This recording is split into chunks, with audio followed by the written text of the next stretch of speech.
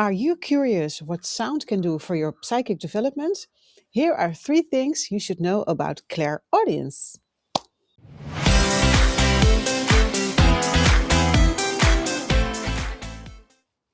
Hello and welcome again to another video of this Six Clairs journey, where I teach you all about how to develop your intuitive gifts and how you can use them to really go on your psychic journey, to really tap into those cosmic and galactic skills that you possess.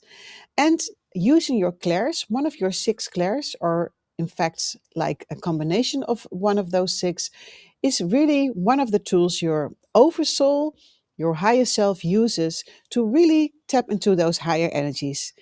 In previous videos, I talked about clairvoyance, claircognizance, and now we came to another video which is all about clairaudience.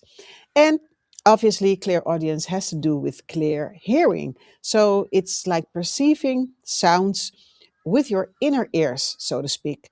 And it's almost like you hear it within your mind, in your head.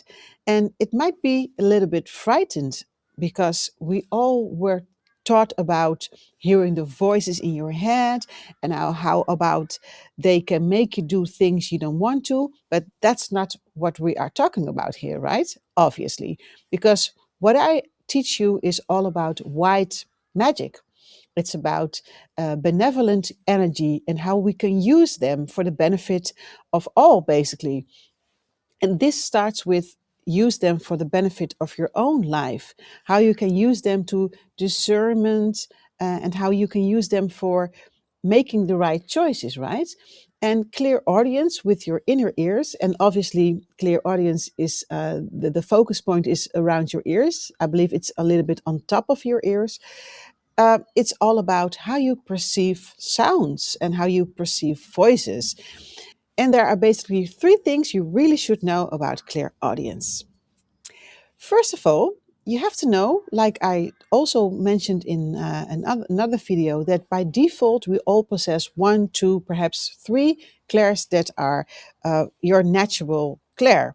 So there is voyance, which is all about clear seeing, clear audience, clear cognizance is about clear knowing, clear sentience is about clear feeling, and then there are 2 less common, but also they do exist, clear gustance and clear aliens, which is all about clear tasting and clear smelling. And I will talk about these clairs in another video. So clear audience is all about sounds. And as a starseed, we are very sensitive, right? So it might happen to you as well that you perhaps were in a car and suddenly you heard someone talking to you. Perhaps because you heard your name and there was a voice deep within and there was no one around, but you heard it, right? And let me know if something like this happened to you. And usually this happens in a situation where you really need to hear now. There is no way around it. And this also makes clear audience one of the very clear clairs. So it's very obvious that you perceive it. While if you look at clear cognizance, for example, that's very subtle because you receive downloads and you suddenly you just know something. And with clear audience, it's really like you can't get around it, right? It's very obvious. It's really in your face, in your ears in this for this example. So you hear it, but what are the 3 things you really should know? Well, first of all, let me tell you this. Sometimes, usually in the beginning, we hear a voice which is really our own voice. So that makes it really confusing because then you are thinking, do I make this up? What is going on? Because I hear my voice, but I'm not speaking. I don't make a sound, but you hear it. Well, that's basically your higher self, right? Because your own voice is very you know it. You know it by default, so it's very trustworthy, and that's a way of your higher self to really uh, lower your guard, so to speak, to really get acquainted with perceiving a voice. But it also can happen that it's the voice of your angel or your ancestor, your guardian angel. So number one is really like you perceive it like it's your own voice.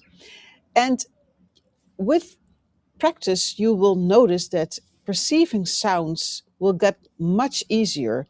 And it's really a matter of noticing it and just sit with it for a moment, take notice, and give it some attention, right?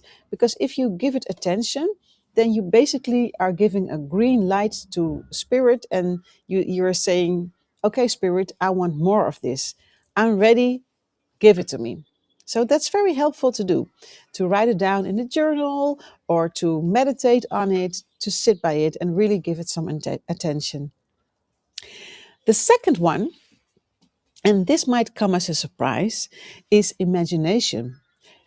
You are able to use imagination as a portal to receive more.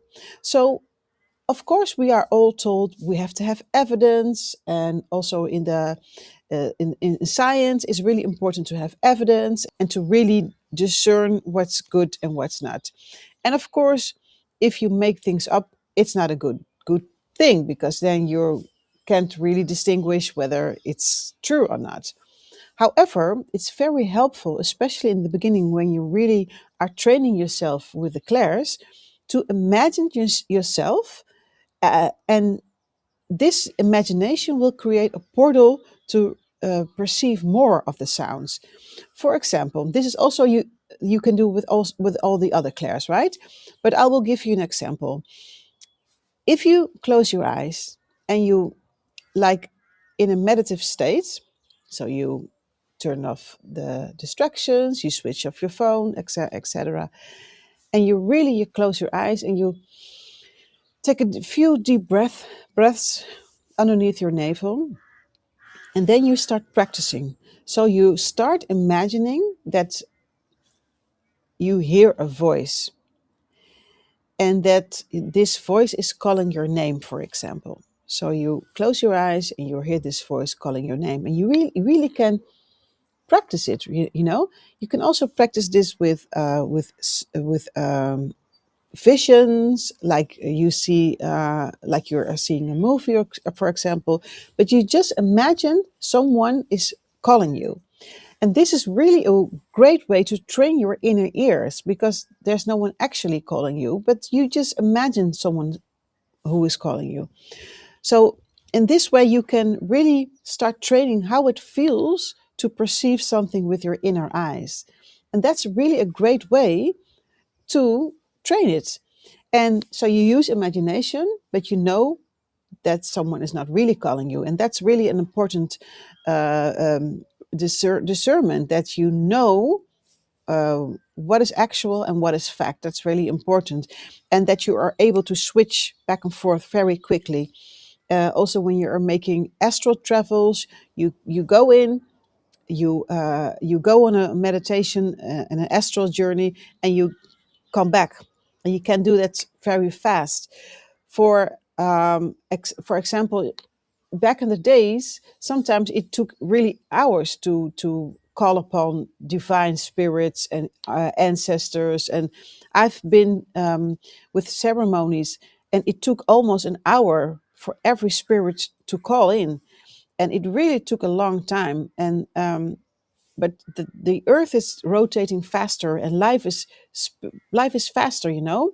So the calling in of angels and higher spirits don't doesn't take any time like it used to do. So really remember that you can go back fast, very, very quickly. So it's also with the sound. You can go into a meditation. You don't have to do an hour meditation. You can just sit and just do it for a few minutes. But it's really helpful to train your ears like this. And another way, the third tip I would like to present to you, is training your ears, your physical ears, in nature. So then you go out in nature, and perhaps I'm outside as well. Perhaps you hear birds or sounds. It's a little bit windy here. So you train yourself. You can also do this with your eyes closed.